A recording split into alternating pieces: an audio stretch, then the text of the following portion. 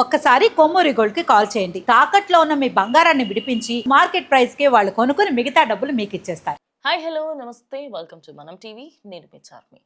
Social మీడియాలో జరిగే scams, అదేవిధంగా గుర్తులేని వ్యక్తుల నుంచి ఎలాంటి కాల్స్ లేదా మెసేజ్ వచ్చినా ఎలాంటి రిప్లైస్ ఇవ్వకండి. స్కామ్స్ నుంచి దూరంగా ఉండండి. మీ బ్యాంకు ఖాతాలు ఖాళీ అవ్వకుండా కాపాడుకోండి. కృష్ణా జిల్లా మచిలీపట్నంలో ఓ దారుణం జరిగింది. కొడుకుని వదిలేసింది నా కోడలు అని చెప్పేసి ఆ కోడల్ని చంపే ప్రయత్నం చేసిన మామ. అయితే ఈ ఇన్సిడెంట్ కి సంబంధించి కంప్లీట్ డీటెయిల్స్ తీసుకునే ప్రయత్నం చేద్దాము. కొన్ని సంవత్సరాల కిందట నాగశ్వేతకు ఒక అబ్బాయితో పెళ్లి జరిగింది. వెంకటన్న అనే అబ్బాయితో పెళ్లి జరిగింది. పెళ్లి జరిగినంతసేపు వాళ్ళు బాగానే ఉన్నారు. కొన్ని రోజుల పాటు వాళ్ళిద్దరి మధ్యలో ఆ ప్రేమ కాస్త కొంచెం కోపంగా మారింది. పర్సనల్ రీజన్స్ ఎక్కువ అయిపోయాయి. ఇద్దరికి గొడవలు పెరిగిపోయాయి. ఇక నీకు నాకు ఎలాంటి సంబంధం వద్దు అని చెప్పేసి తన తల్లిగారింటికి వెళ్ళిపోయి ఉంటుంది నాగశ్వేత. ఇక అటు నా కొడుకుని ఒంటరి వాడిని చేశావు అన్న కోపంతోని తాను ఇంటి బయట కూర్చున్న సమయంలో దగ్గరలో ఉన్న కొబ్బరి బొండం దగ్గర ఉన్న కత్తిని తీసుకొని ఆయన తనని నరికే ప్రయత్నం చేశాడు. ఇక ఆ అమ్మాయి చాకచక్యంగా ఇది ఏదో తప్పుడుగా చేయబోతున్నా, అయితే ఇది ఖచ్చితంగా ఏదో సీరియస్ అయ్యేలాగా ఉంది అని చెప్పేసి ఫస్ట్ ఆ అమ్మాయికి సంబంధించి మెడ పైన, అదేవిధంగా తనకి తలకు కూడా చాలా గాయం జరిగింది.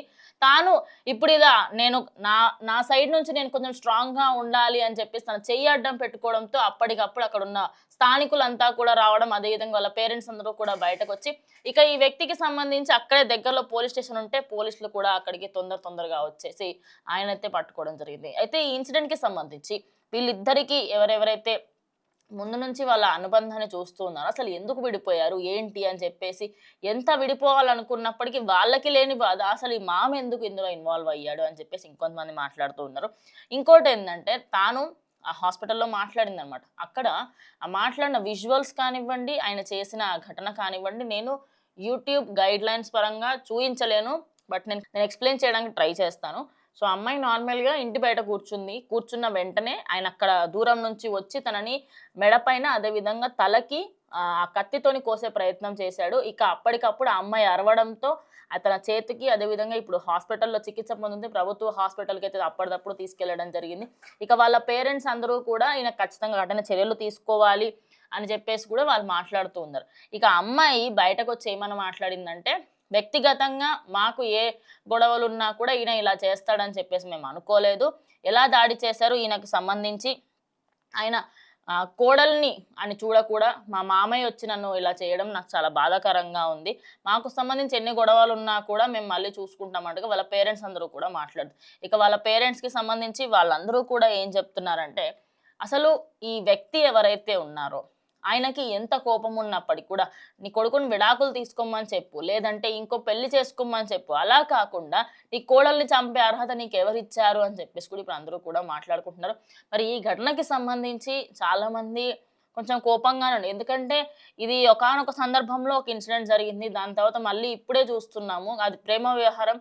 ఇది పెళ్లి అరేంజ్ మ్యారేజ్ అంట. మరి అరేంజ్ మ్యారేజ్ చేసుకున్నారు, మరి చిన్న చిన్న గొడవలు వచ్చి ఇంటికి వచ్చారు. సరే 3 ఏళ్ల నుంచి అక్కడే ఉంటుంది ఇంట్లో. ఇన్ని సంవత్సరాలు లేని బాధ ఇప్పుడెందుకు వచ్చింది? ఇన్ని సంవత్సరాలు వదిలేసినట్టు ఇప్పుడు కూడా వదిలేసి ఉండొచ్చు కదా.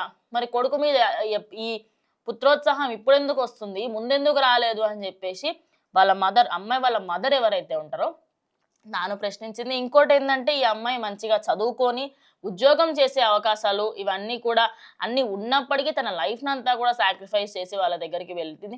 మరి ఎక్కడ మరి పిల్లల విషయంలో ప్రాబ్లం వచ్చిందా, అంటే పిల్లలు కనలేకపోయిందా, అంటే ఎక్కడ ఏం ప్రాబ్లం ఉంది ఏమీ తెలీదు. అమ్మాయికి సంబంధించి ప్రాబ్లం ఉందా, లేకుంటే అబ్బాయికి వేరే ఇతరితర ఏమైనా ప్రాబ్లమ్స్ ఉన్నాయా ఏంటనేది ఎలాంటి క్లారిటీ లేదు. కానీ 3 ఏళ్ల నుంచి వీళ్ళు దూరంగా ఉంటున్నారు. ఇన్ని రోజులు లేని బాధ ఈ మామకి ఇప్పుడు ఎందుకు వచ్చింది అని ఆ తల్లి మాట్లాడుతూ ఉంది. అయితే ఆ విజువల్స్ నేను వేసే ప్రయత్నం చేస్తాను. మ్యాక్స్ ఆఫ్ ద టైం అది వేయకపోవచ్చు. కానీ మచిలీపట్నం జరిగిన ఈ ఇన్సిడెంట్ తర్వాత మాత్రం చాలామంది ఎవరెవరైతే ఈ హత్యలు చేయాలి ఇదంతా అనుకుంటున్నారో వాళ్ళకి స్ట్రిక్ట్ యాక్షన్ తీసుకోవాలని కూడా వాళ్ళ పేరెంట్స్ అయితే కోరుకుంటున్నారు. మరి మీరేమనుకుంటున్నారు? ఈ ఘటనకు సంబంధించి ఆయనకి ఎలాంటి శిక్ష పడాలని కూడా కమెంట్ చేయండి.